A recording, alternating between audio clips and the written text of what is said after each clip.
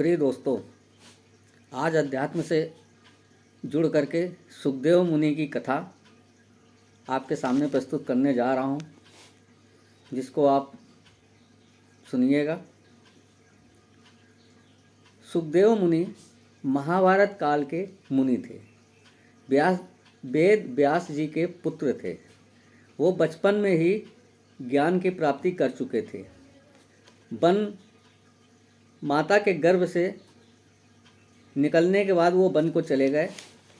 इन्होंने राजा परीक्षित को भी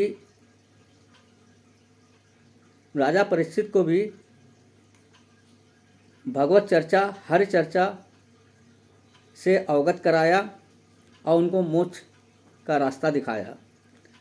इन्होंने अपने पिता वेद व्यास जी से महाभारत भी पढ़ा और उसे देवताओं को सुनाया। सुखदेव मुनि का गुरु राजा जनक जी थे, जो मिथिला नरेश थे। सुखदेव मुनि की एक कथा अमर कथा के रूप में भी आती है कि एक बार ब्रह्मा जी ने एक सभा का आयोजन किया। उस सभा के आयोजन में सभी देवी देवताओं को बुलाया गया। कुबेर, लक्ष्मी, सरस्वती, गणेश, इस प्रकार से सभी देवी देवता वहाँ पर पहुँचे और उन्होंने एक प्रश्न किया कि निस्वार्थ प्रेम किसके पास में, कौन करता है। सभी देवी देवता एक दूसरे को देखने लगे, कहने लगे और निर्णय लिया कि निस्वार्थ प्रेम शिव और पार्वती में है, जो उनका प्रेम अटूट है। नारद जी भी थे। नारद जी ने कहा कि ये अटूट प्रेम को मैं झगड़े के रूप में परिवर्तित कर सकता हूँ और आपको दिखा भी सकता हूँ। इस पर नारद जी को सहमति मिल गई। बोले ठीक है। तब वो नारद जी पार्वती जी के पास पहुँचते हैं। नारायण नारायण नारायण नारायण कहते हुए पहुँचे। पार्वती जी कहती, नारद जी बताइए क्या मामला है। बोले शिव जी कहाँ हैं, उनसे मुझे अमर कथा सुननी है। इस प्रकार से वो जो है, बोले शिव जी से अमर कथा सुननी। शिव जी ने आज तक तो मुझे अमर कथा सुनाई नहीं। बोले वो आपको नहीं सुनाई, आप तो सर्वशक्तिमान हैं, सब प्रकार से सक्षम हैं, आपको शिव जी को जरूर सुनाना चाहिए था, नहीं सुनाया। इस प्रकार से नारद जी कह करके वो अपने लोक में आ गए। इधर पार्वती जी ध्यान मग्न में होकर के रुष्ट होकर के शिव जी से बैठ गई। कहते हैं ये तो बहुत संशय का विषय बताया नारद जी ने। अब शंकर जी आते हैं, शिव जी से वार्तालाप करते हैं। इसी बीच में पार्वती जी कहती है, स्वामी मैं आपसे रुष्ट हूँ, पर आपने मुझे अमर कथा नहीं सुनाई। उस अमर कथा के सुनने के उसमें पार्वती जी ने जिद की। तब भोले जी ने, शंकर जी ने एकांत में जा कर के हिमालय पर्वत में सूखे पेड़ के नीचे, जहाँ कोई जीव जंतु न रुके, वहाँ पर तालियां बजा करके ये कथा सुनाई। अमर कथा पार्वती को सुनाते हैं। इसी बीच में उस सूखे पेड़ में एक तोते का सूख का अंडा होता है, जो जन्म लेने वाला ही होता है। इधर कथा प्रारंभ होने से पहले वो अंडा जन्म ले चुका था और उसने जो है सारी कथाएं,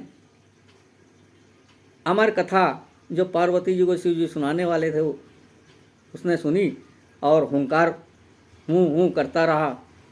पार्वती जी को अमर कथा सुनते सुनते नींद आ गई। जब शिव जी उठे, देखा कि ये पार्वती जी तो सो रही हैं, फिर हुंकार कौन भर रहा था, हूँ कौन कर रहा था।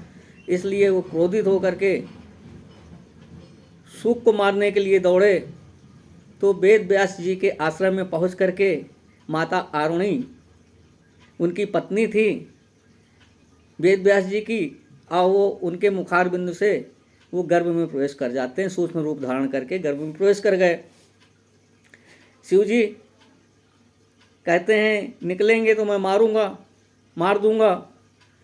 मुनि जी कहते हैं प्रभु मारने से क्या फ़ायदा, ये अमर कथा तो इन्होंने सुनी है, अमर कथा का महत्व बताने वाला कौन होगा, इसलिए मारना उचित नहीं है। तो बोले मैं इसे कैद कर लूँगा। बोले ठीक है। इस प्रकार से शिव जी चले जाते हैं। 12 वर्ष तक ये माता के गर्भ में रहते हैं, वहीं तपस्या ध्यान मग्न हरि का करते हैं।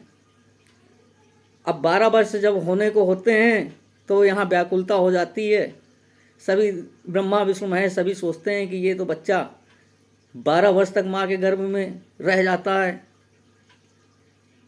ये सुख 12 वर्ष हो गए इसको। तभी ब्रह्मा विष्णु महेश व्यास जी के आश्रम में आते हैं। अब बच्चे से आग्रह करते हैं बेटा तुम बाहर निकलो, और व्यास जी की जो पत्नी आरुणी होती हैं उनसे पूछते हैं आपको कोई किसी प्रकार की परेशानी हुई। बोले मुझे कोई परेशानी नहीं है, मैं ठीक प्रकार से हूँ। इस प्रकार से आग्रह करने पर कहते नहीं मैं बाहर नहीं आऊँगा, क्योंकि बाहर आने का मतलब मैं माया मोह में फंस जाऊँगा, अब हर भजन नहीं कर पाऊँगा, इसलिए मुझे माया मोह में नहीं, मुझे हर भजन प्यारा है। ब्रह्मा विष्णु ये सभी मिल करके सोचते हैं कि ये बाहर नहीं आएगा, तो 12 वर्ष हो गए हैं, इसलिए इनको बाहर निकालना भी ज़रूरी है। तो विष्णु जी कहते हैं कि बेटा तुम बाहर आओ, मैं कुछ क्षण के लिए माया मोह सब हटा देता हूँ। तो उसी प्रकार से माया मोह हटता है, जैसे एक बैल के सींग में एक तिनका दाना कितनी देर में गिर जाए, इतनी देर के लिए उन्होंने माया मोह को हटाया, अब वो बाहर आ जाते हैं। बाहर आ जाते हैं और प्रणाम करते हैं, तीनों देवताओं को प्रणाम करते हैं, और उनके आशीर्वाद से वो वन को चले जाते हैं। प्रथम गुरु जो उनके वेद व्यास जी थे, जिन्होंने महाभारत का ज्ञान कराया, राजा जनक जी के पास उनको भेजा ज्ञान लेने के लिए। आगे की कहानी आपको आगे बताएंगे। इस प्रकार से ये अमर कथा का ज्ञान प्राप्त किए सुखदेव वेद शास्त्र और सभी कर्तव्यों का निर्वाह करते हुए यौगिक क्रियाओं में जुट गया। ध्यान मग्न होकर के प्रभु को अपने आप में देखने लग गए, प्रभु की शक्तियाँ उनको मिलने लग गईं। इस प्रकार से उनका जन्म 12 वर्ष तत्पश्चात होने के बाद भी ये एक मानव जीवन का ये एक इतिहास है। इस इतिहास को आज पृथ्वी पर भगवान हरि ने कई तरह के प्रकरण और कई तरह का संदेश देकर ऋषियों मुनियों का हर प्रकार से साथ दिया है और देते हैं। इसी प्रकार से बाहर आकर के इन्होंने संसार में जीवन मरण के बंधन से मुक्त होकर के वन को चले जाते हैं। तभी उनके पिताजी दौड़ते हुए आते हैं, कहते हैं हे पुत्र, मैंने 12 वर्ष तक तुम्हारा गर्भ में निकलने का इंतजार किया और तुम मुझे छोड़ करके जा रहे हो।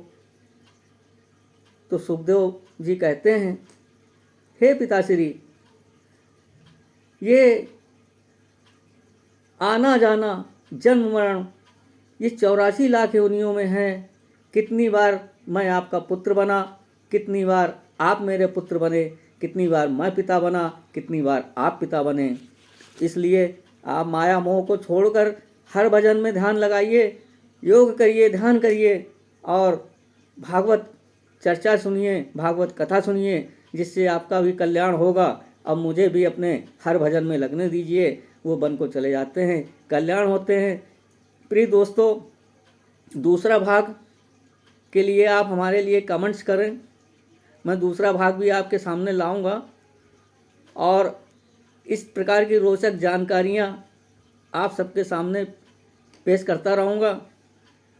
और आग्रह भी एक बना हुआ है आपसे कि आप चैनल को लाइक करें सब्सक्राइब करें, दोस्तों में शेयर करें, कमेंट्स करें, ताकि मैं आप लोगों के सामने कुछ ज़्यादा खोज खबर निकाल करके अध्यात्म मार्ग से या अन्य अन्य प्रकार के मार्ग से आपको अच्छे ज्ञानमय, बोधमय और संसारमय जीवन जीते हुए आपको ईश्वर भजन, ईश्वर लगन से प्रेरणा से ओत प्रोत करने का प्रयास करूँगा। जय श्री हरि, जय हिंद।